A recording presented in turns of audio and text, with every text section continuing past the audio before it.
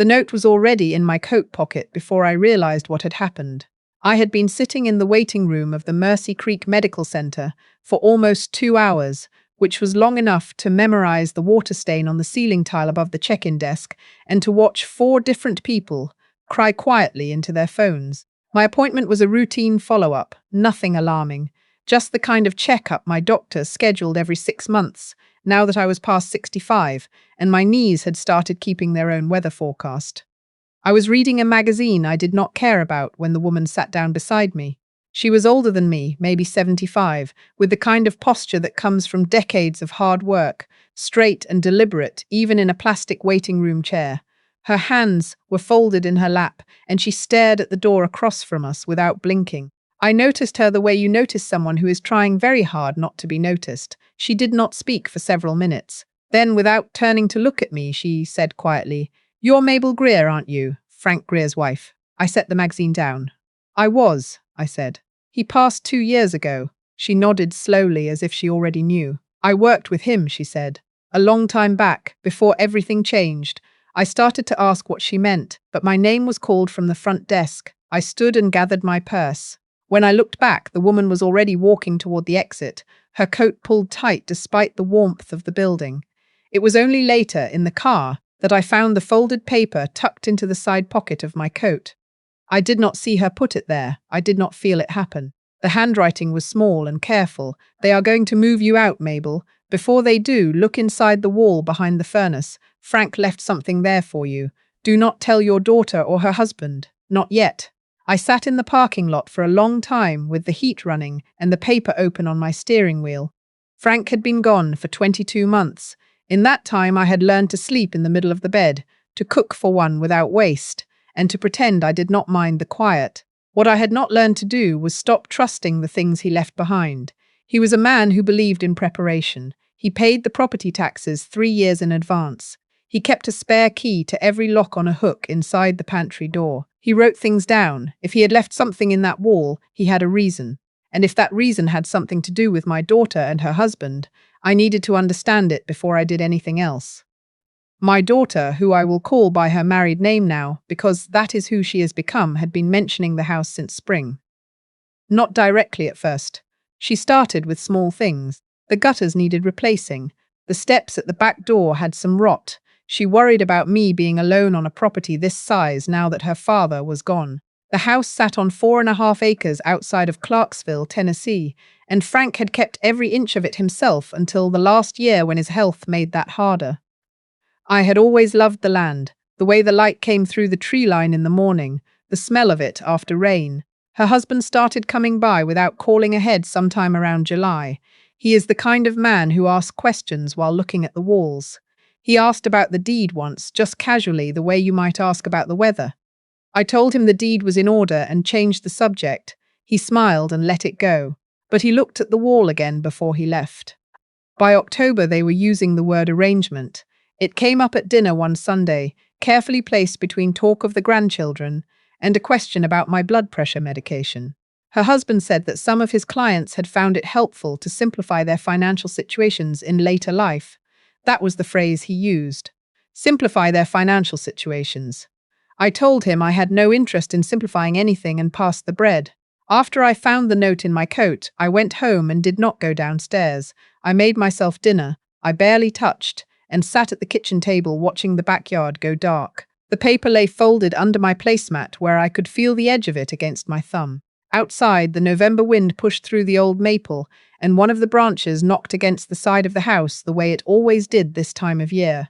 Frank used to say he liked that sound, said it reminded him the tree was still alive. I went to bed at 9 and lay there staring at the ceiling until 2 in the morning, at which point I got up, put on my robe and slippers, and went down to the basement. The furnace room was small and smelled of dust and something metallic. Frank had built the shelving along the south wall himself in 1987, the year we moved in, and had repainted the concrete floor twice since then. I knew every corner of that room. I had done laundry in the adjacent space for 37 years. The wall behind the furnace was drywall, newer than the rest of the basement. Frank had replaced it about 4 years ago, maybe 5. He said there had been moisture coming through and he needed to re-insulate. I had not thought about it since. I pressed my hands along the seam and felt it almost immediately. A section about 12 inches square where the drywall gave slightly, not much, just enough to be different from the rest. There were no screws, the panel lifted out from the bottom. Behind it was a metal fireproof box, the kind you find at hardware stores for keeping documents safe, grey with a small combination lock. Our anniversary, I did not have to think about it. Inside were 2 flash drives in individual plastic cases, a manila envelope sealed with tape, and a handwritten note on yellow legal pad paper in Frank's handwriting. I took everything upstairs to the kitchen table and sat down under the light. The note was 2 pages, front and back, written in the careful way Frank wrote important things, each sentence on its own line, no cramming. Mabel, if you found this, something went wrong. I tried to handle it quietly and I could not. I am sorry for that. You need to know what Devon has been doing. I found out 8 months ago by accident. He had asked to borrow the property survey map for something he said was related to a neighbour's fence dispute, and I let him take it. 3 weeks later, I was driving back from Hank's house and I saw Devon's truck parked at the end of our road with a man I did not recognise. They were looking at blueprints spread across the hood. I did not say anything that day. I started watching instead. Over the next 4 months, I documented what I believe is a scheme to use our land as collateral in a fraudulent real estate investment arrangement that would leave us legally liable for money we never borrowed and never authorized. The flash drives have the documents and photographs. The envelope has the attorney's business card and a signed statement I gave to a private investigator in Nashville. Do not use the local firm. Devon has a connection there through his business partner. The attorney's name is on the card inside. She knows about this. She has been waiting. I tried to confront Devon directly in April. He denied it. 3 days later, I had a cardiac event, and the doctors could not explain the severity of it, given my test results from the month before. I am not saying what I think happened. I am saying I am writing this down and putting it where only you would know to look. Keep the land, Mabel. Don't let them tell you it is too much. It is not too much. You are not too much. I sat at that table until the sky outside started to lighten. I did not cry until the 3rd page, and then I cried until my chest hurt. When I stopped, I made coffee and I read everything again. Frank had been dead of cardiac arrest 22 months ago. The hospital had not flagged anything unusual. He was 68, had a history of mild hypertension, and had been under stress. No one had asked the questions I now could not stop asking. I did not call my daughter that morning. I went about my day the way I always did, because I had learned from the note that whatever I did next needed to look like nothing.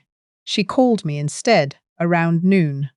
Her voice had the particular brightness it got when she had already decided something and was calling to announce it. She asked how I was feeling. I said fine. She said she and Devon had been doing some thinking, and they would like to come by on Saturday, if that was all right. They wanted to talk about the property taxes and what might make things easier going forward. I said Saturday was fine. I spent Thursday and Friday reading the documents on Frank's flash drives at the library, using their computers, not my own. What I found was detailed enough to make my hands shake.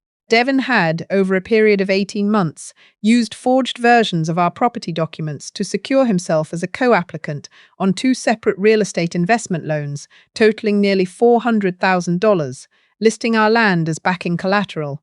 The forgeries were good but not perfect. Frank had found the discrepancies in county filing records by going in person to the assessor's office, which was exactly the kind of thing Devon would never have expected him to do, because Devon had married into a family and assumed the older generation operated at a certain level of thoroughness.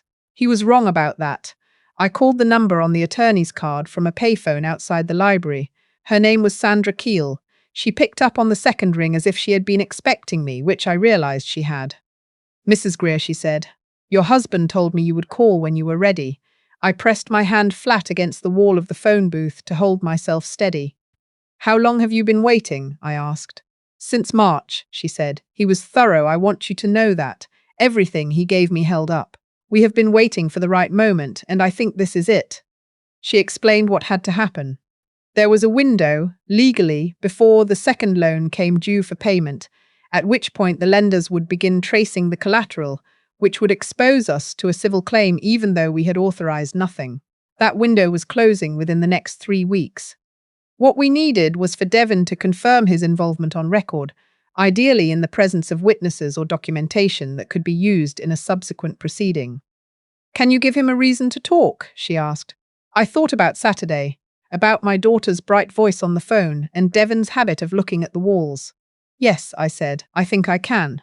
I spent Friday evening preparing. I did not sleep much. I moved the fireproof box back behind the wall but kept the attorney's card in my cardigan pocket. I called Sandra Keel once more to confirm the arrangement. She told me that 2 people would be present in the house on Saturday afternoon. I would not see them. I only needed to let the conversation happen.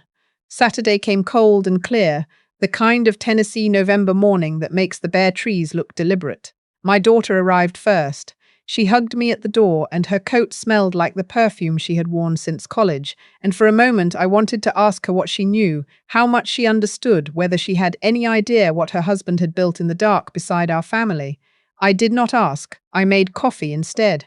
Devon came in behind her, shaking the cold off his jacket, and his eyes did their usual sweep of the room. He sat at the kitchen table in the chair across from me, which had been Frank's chair, and I had to work to keep my expression even. My daughter talked first. She had clearly rehearsed. She talked about the market and how property values in the county had shifted, about the practical difficulty of maintaining a home at my age, about how a smaller place in town, something newer, something without stairs, would give everyone more peace of mind. She used the phrase peace of mind 4 times. I counted. Then Devon leaned forward and placed a folder on the table. We've looked into a few options, he said. His voice was the pleasant, measured voice of a man who sells things. The cleanest path would be a voluntary transfer of the property into a family trust. That actually removes the tax burden from your personal income entirely and puts us in a position to manage things going forward. A trust, I said. That's right. We'd be the trustees. You'd still live here as long as you wanted. And if I didn't want to do that? He smiled in the way he did when he thought he was being patient. Well, there's also the matter of the outstanding loan liability. We've become aware of some filings associated with this property that could become complicated if they go unaddressed. A transfer would actually protect you legally. There it was. I looked at my daughter. She was looking at the table. What filings? I asked. Devon opened the folder. He laid out copies of documents I recognized from the flash drives, the forged applications, the loan paperwork. He did not explain how he had them. He presented them as if they had arrived from somewhere beyond him, as if he were only the messenger. These have Frank's name on them, he said carefully. We want to make sure that doesn't become a problem for you. Frank's name, I said. Yes, filed by whom? A pause, brief, but I caught it. It appears there may have been some estate complexity that wasn't fully addressed at the time of his passing. Nothing that can't be resolved. Resolved how? By transferring the property now, before anyone looks too closely. I folded my hands on the table the way Frank used to do when he had already made a decision and was simply waiting for the moment to say so out loud. Devon, I said, I know what those documents are. I know who filed them, and I know it was not Frank. The room went very quiet. My daughter looked up for the first time. Mom, she started. I need you to listen to me, I said, and something in my voice made her stop. I found what your father left me. I found all of it. And I want you to understand that before either of you says another word, there are people in this house who have been listening to this conversation. Devon stood up so fast his chair scraped back against the floor. He looked at the doorway. He looked at the ceiling as if he could identify a microphone by sight. His face had gone a color I had never seen on it before. 2 people walked in from the hallway then, a woman I did not recognize, and a man in a grey jacket who identified himself by name and organization in a voice that left no room for negotiation. My daughter made a sound I will not be able to forget. Devon said nothing. He sat back down, and he said nothing for a very long time. What followed was not clean or fast. These things never are, no matter how they look from the outside. There were months of proceedings, filings, depositions. The 2 loan lenders had already been cooperating with investigators by the time Saturday happened. Frank's documentation had been thorough enough to establish intent, forgery, and unauthorized use of collateral. The private investigator he had hired had timestamps on everything. My daughter called me in January. She did not apologize, not directly, but she cried for a long time and then said she had not known the specifics, and I told her that was a choice she would have to account for herself, not to me. I did not hang up angry. I waited until she was done, and then I said that I loved her and that I would be here when she was ready to talk properly.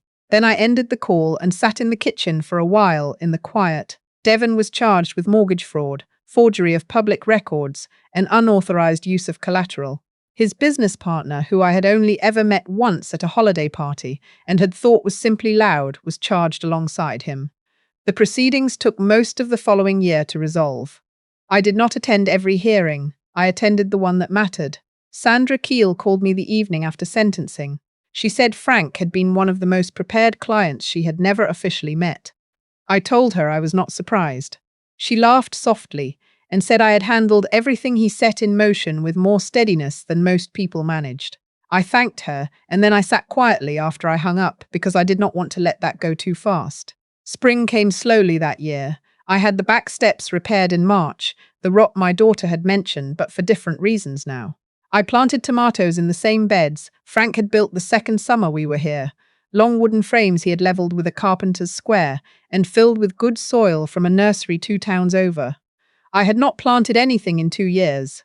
I did not realize how much I had missed it until my hands were in the dirt again, and something that had been tight in my chest for a long time began slowly to loosen. I walk the property in the mornings now, the same route Frank used to walk. Down past the old garden, along the fence line at the east edge of the lot, through the gap in the cedar hedge where you can see the slope of the back field going gold in the early light. I used to do this with him. Now I do it alone, and the alone part is different than it was before. It is quieter but not empty. He is there in the way that people stay in the places they loved, and I have stopped trying to explain that to anyone who hasn't felt it themselves. The land is still mine. I intend to keep it. I think about the woman in the waiting room sometimes, the one who found me. I never learned her name. I asked around the medical center once, and no one could place her from my description. I do not know if she was someone Frank trusted, or simply someone who saw a thing that needed doing and did it. Either way, she gave me the moment I needed to find my way back to him. There is a lesson in all of this that I have turned over many times. It is not about trust or betrayal or the things people do when they believe no one is watching. Those are real, but they are not the center of it. The center of it, for me, is this. Frank spent the last months of his life making sure I would be protected. He did not tell me because he did not want me to carry it with him. He carried it himself and left me what I needed to finish it. I did not get to tell him he was right about me. I did not get to say I could handle it, but I showed up and I kept going, and the land is still here. That has to be enough, and most mornings it is.